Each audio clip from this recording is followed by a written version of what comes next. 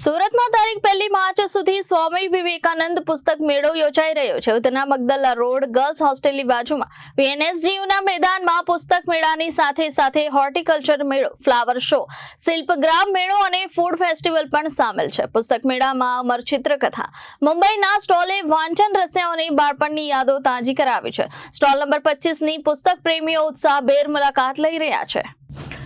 આજના ડિજિટલ યુગમાં જ્યારે બાળકો મોબાઈલ અને ગેમ્સમાં વ્યસ્ત છે, ત્યારે અમર ચિત્રકથા તેમને આપણા ભવ્ય વારસા, અમર પૌરાણિક પાત્રો, પ્રાચીન ગૌરવશાળી અને ઐતિહાસિક કથાનકોથી પરિચિત કરાવતું શ્રેષ્ઠ માધ્યમ છે. અમર ચિત્રકથાઓમાં આપણા ગૌરવભર્યા ઇતિહાસ અને ભારતીય સંસ્કૃતિને બાળકો સમજી શકે તેવી વાર્તાઓમાં ઢાળીને સરળ ભાષામાં રજૂઆત કરવામાં આવી છે. બોધપ્રદ વાર્તાની સાથે આબેહૂબ ચિત્રો વાચકને પ્રાચીન યુગની સફર કરાવે છે. સુરતના પુસ્તક મેળામાં મુંબઈ સ્થિત સુપ્રસિદ્ધ અમર ચિત્રકથાનો સ્ટોલે આકર્ષણ જમાવ્યું છે.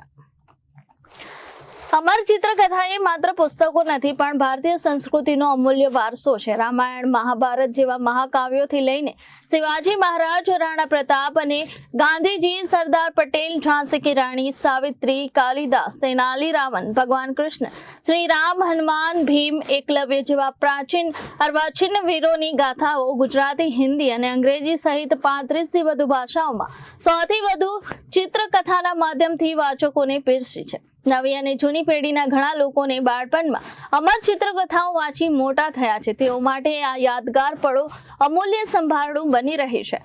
અમર ચિત્રકથાના પ્રતિનિધિ કૌશિક પટેલ અને ગણેશ ગોરવે જણાવ્યું હતું કે પુસ્તકો એક એવા મિત્રો છે જે ક્યારેય સાથ છોડતા નથી. અમર ચિત્રકથા એ મિત્ર છે જે આપણને આપણા મૂળ સાથે જોડે છે. અમર ચિત્રકથા પેઢીઓથી ભારતીય બાળકોમાં વાંચન, સંસ્કૃતિ અને નૈતિક મૂલ્યો વિકસાવવામાં મહત્વની ભૂમિકા ભજવી રહી છે, એમ તેમણે ઉમેર્યું. અમર ચિત્રકથા એ ભારતીય કોમિક પુસ્તક પ્રકાશક છે જે ભારતીય ધાર્મિક દંતકથાઓ, મહાકાવ્યો, ઐતિહાસિક વ્યક્તિઓ અને લોકકથાને કોમિક સ્વરૂપે રજૂ કરે છે. વિવેક સિંહ, જનાદેશ ન્યૂઝ, સુરત.